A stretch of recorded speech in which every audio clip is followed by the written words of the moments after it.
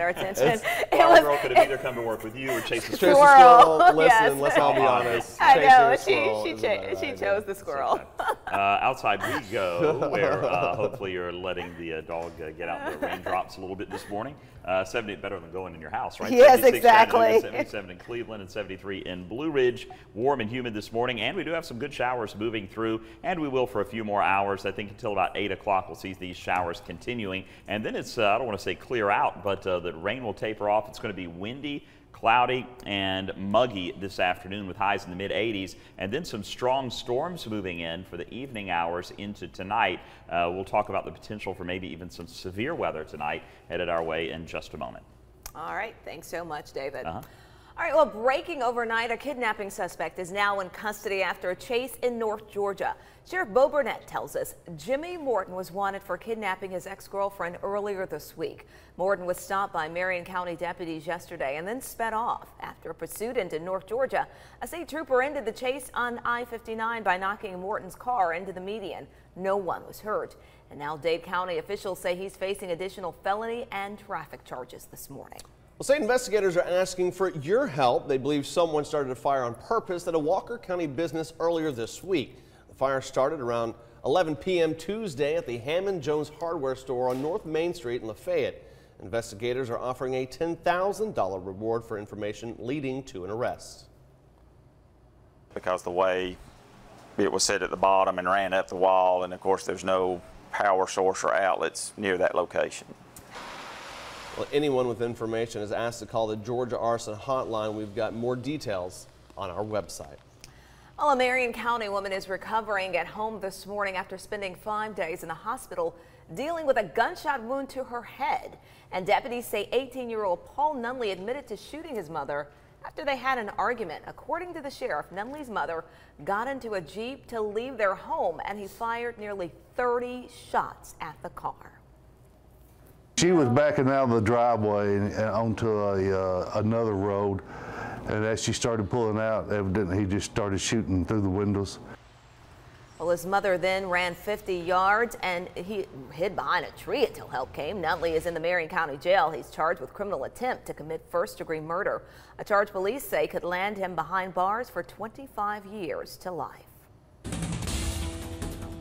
In a developing story, the TBI is now investigating a death at the Ray County Jail. The Sheriff's Department confirms 30-year-old Amanda Davis was found unresponsive during a routine cell check early Wednesday morning.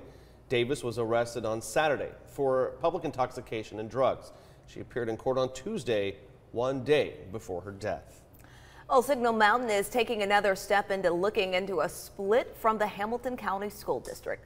Today, a committee will be discussing the budget at 8 a.m. to see if it's even possible to break away. Starting on Monday, representatives will be traveling to Shelby County in West Tennessee to talk with mayors and school superintendents that launched independent school districts a few years ago. That trip will last through Wednesday. Signal Mountain is home to some of the county's top performing schools. Coming up in the next half hour, Channel 3's Michelle Herron will bring us a live report on this issue.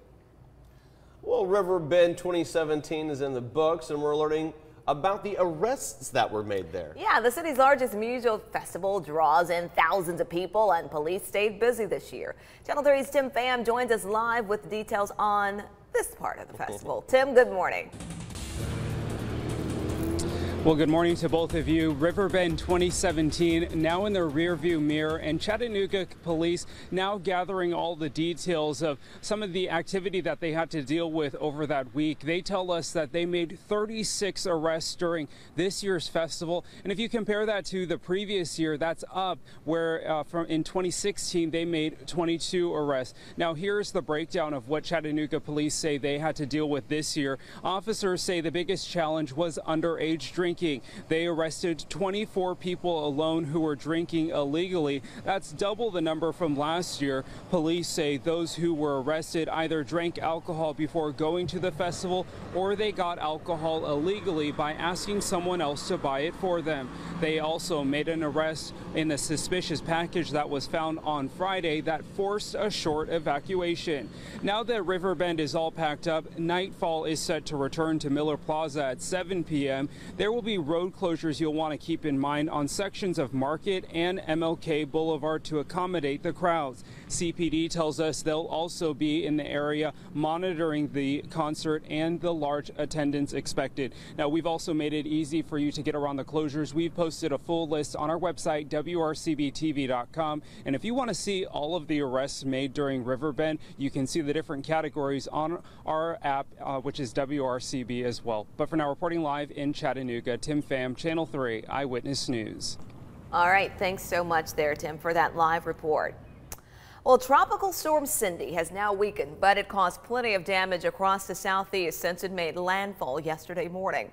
The storm is linked to at least one EF2 tornado near Birmingham, Alabama.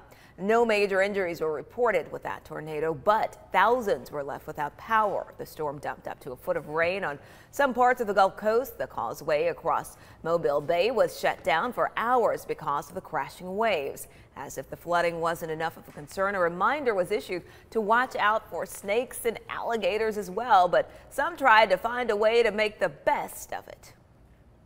The water is so bad that you can't even see the road.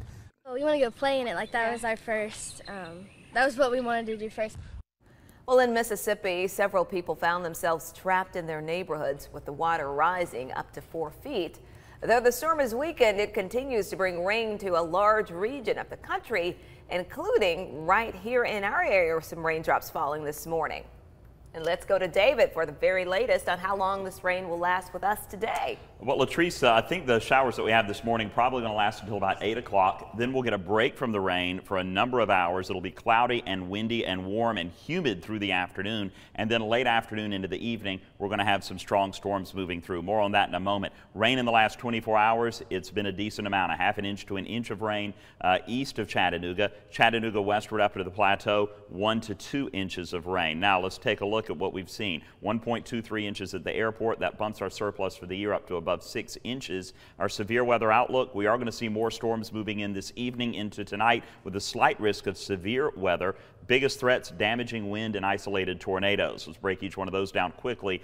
15% chance of damaging winds in excess of 60 miles per hour with storms that develop. You're worried about the tornadoes. The risk of tornadoes in our area, only 2%, but there is a percent, so we'll need to watch the thunderstorms late this afternoon into this evening very, very closely, and of course we will. We'll have more coming up in just a few moments. All right, David, thank you so much. We're looking at traffic this morning. 75 in Volkswagen. You can see the water on the roadways there. But the good news is right now, no accidents to report, and we hope to keep it that way. Of course, we'll keep you updated all morning right here on Channel 3. It is 5:08 on this finally Friday. It is. Let's check the sports headlines. Here's Paul Shaheen. The Chattanooga Lookouts were postponed last night due to rain. Instead, they'll now play a doubleheader on Sunday. But we'll stick with the Lookouts. We had a chance to catch up with their owner, Jason Fryer, during the All-Star break.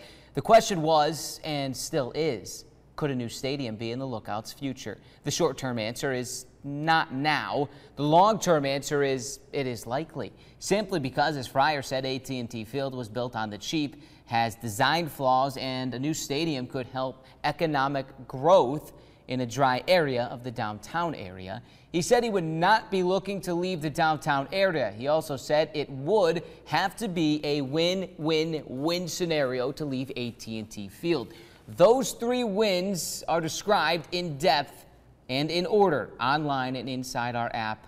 The in-depth story is up right now. Go check it out, because what I just said only scratches the surface. The Lookouts play again tonight. I shouldn't say again. We'll try to play and beat the rain tonight at 7:15 downtown. That's it for Sports Always More online and inside our app. Have one heck of a day.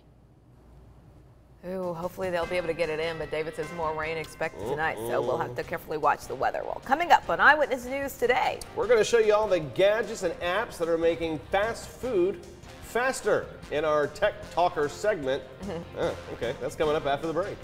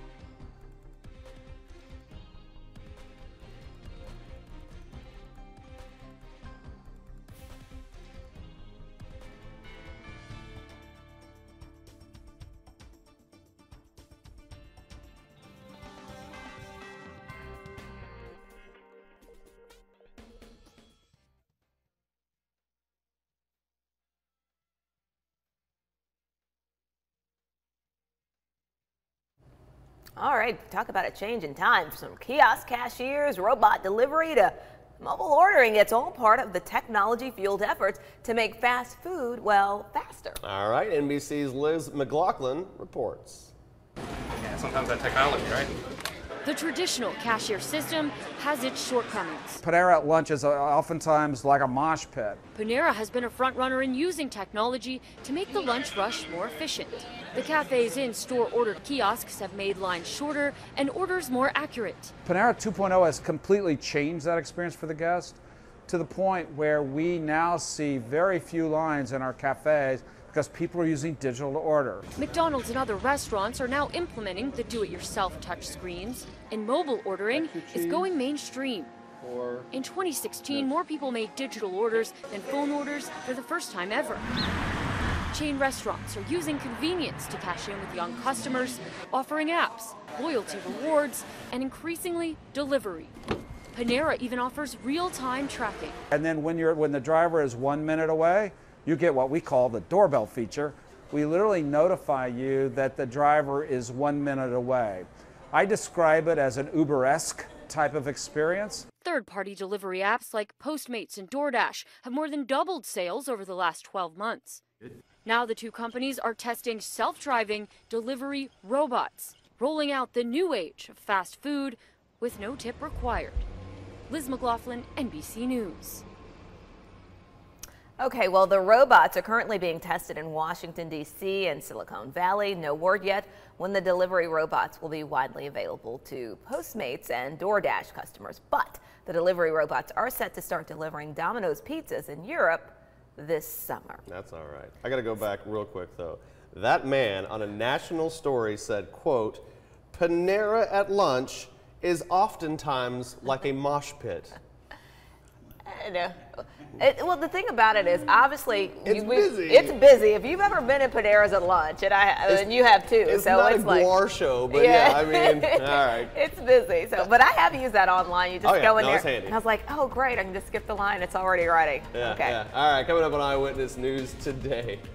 Well, you need to be on the lookout for these brands of hummus.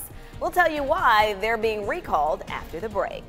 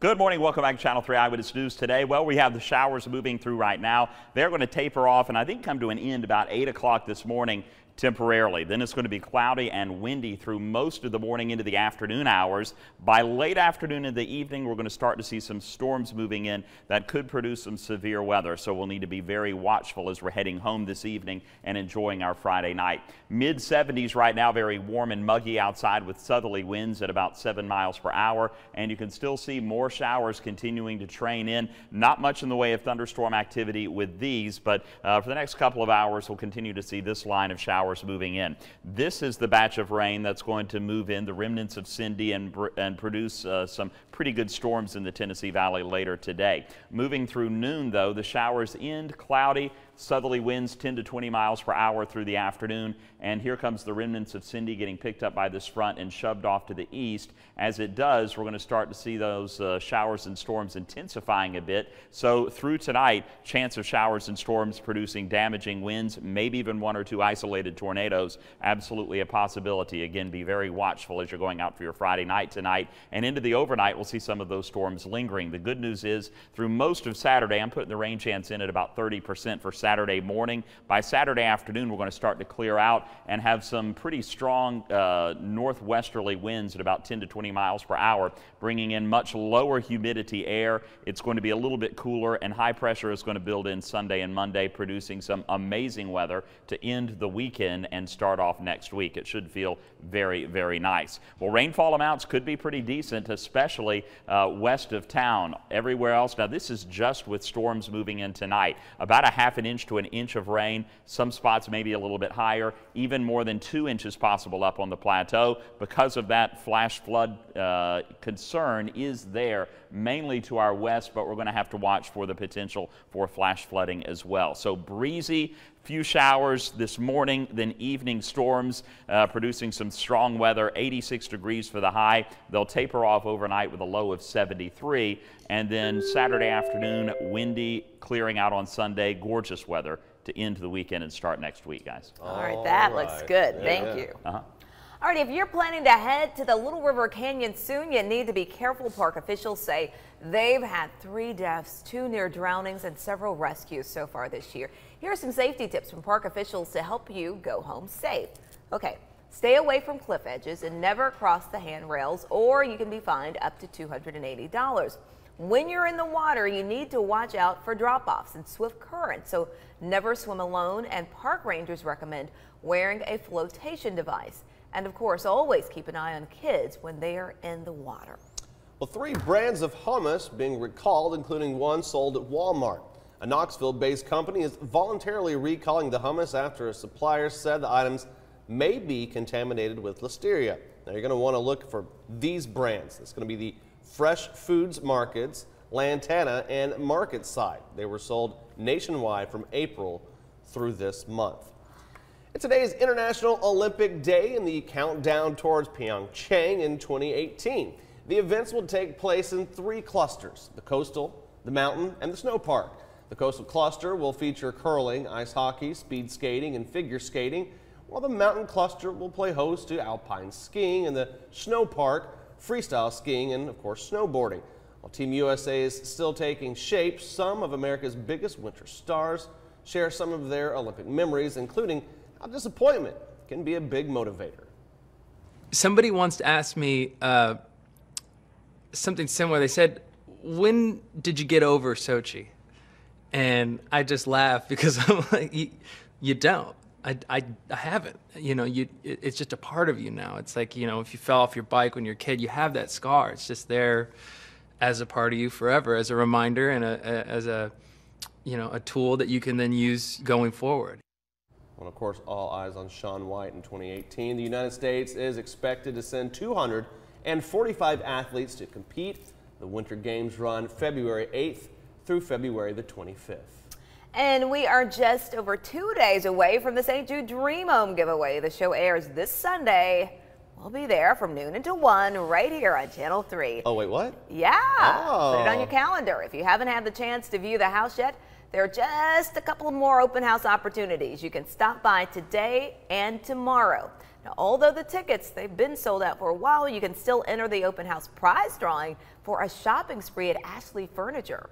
Now, we've got all you need to know on our website and inside the WRCB app. More than $600,000 home, so a really nice home, yeah. Coming up on Eyewitness News today. Well, the 142-page cat is now out of the bag. Now that Senate Republicans have released their previously secret health care bill. The details that could affect your health coverage and life when we come back.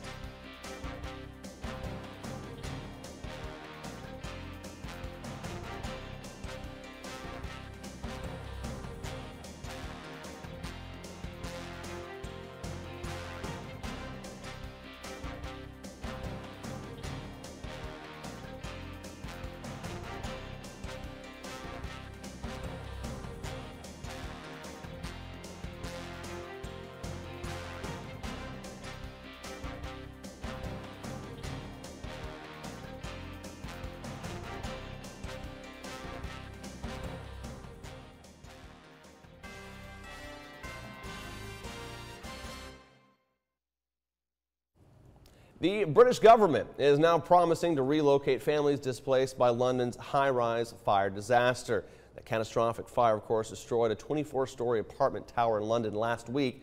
Prime Minister Theresa May said many families impacted will be moved to new apartments in an affluent area. At least 79 people died in that fire.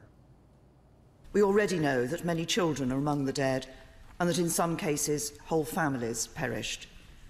And those who survived have lost loved ones, friends, neighbours, and in many cases everything they own. The Prime Minister was criticized for her initial response to this tragedy, and sadly officials believe the death toll could still increase. Well, the Senate Republicans have released their previously secret health care bill, but now some GOP senators are saying they are against what it stands for. NBC's Tracy Potts has the latest from Washington.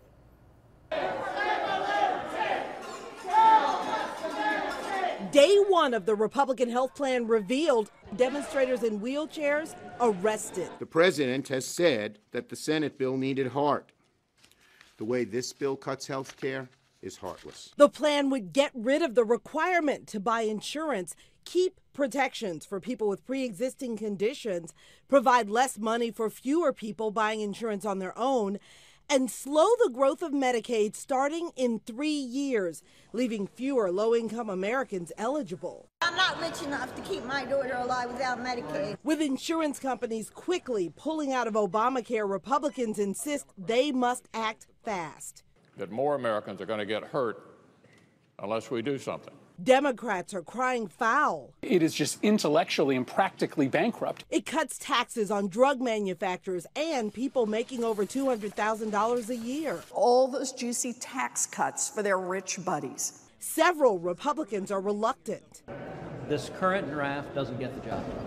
It looks like we're keeping Obamacare, not repealing it. I will not vote yes until I'm satisfied this puts us in a better place. President Trump is hopeful. A little negotiation, but it's going to be very good. So far, 4 Republicans are against it. The party can only afford to lose 2. Changes are sure to happen, but for Republicans, they could win some and lose some. They are under the gun to strike the right balance. Tracy Potts, NBC News, Washington. Well, Senator Bob Corker released this statement about the draft of the new health care proposal. It says, in part, under the current health care system, families face rising costs and have limited choices. He adds Congress has a responsibility to resolve these issues. Now, he goes on to say he will make a final decision based on whether the legislation is better than what is in place today, referring to the Affordable Care Act. 5:26 and coming up on Eyewitness News today. Well, Tropical Storm Cindy is now weakened, but it caused plenty of damage across the southeast since it made landfall. We'll show you more of the damage when we come back.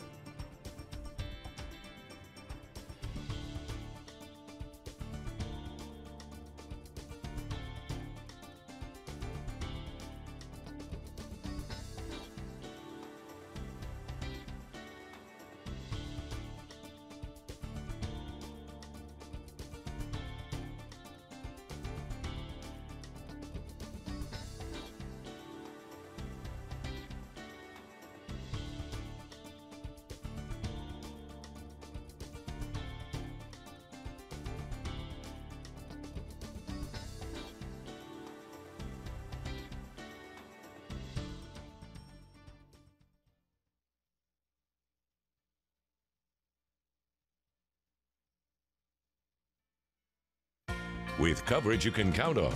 This is Channel 3 Eyewitness News Today. It's 5:30. Let us say good morning, Tennessee Valley. So glad you're tuned in to Channel 3 Eyewitness News Today. I'm Latrice Curry. I am John Martin. It is Friday, June the 23rd. Most important part about that, it is Friday. David Carnes yesterday was a soaker from beginning to end all throughout the Tennessee Valley. This time it's just going to be soaker.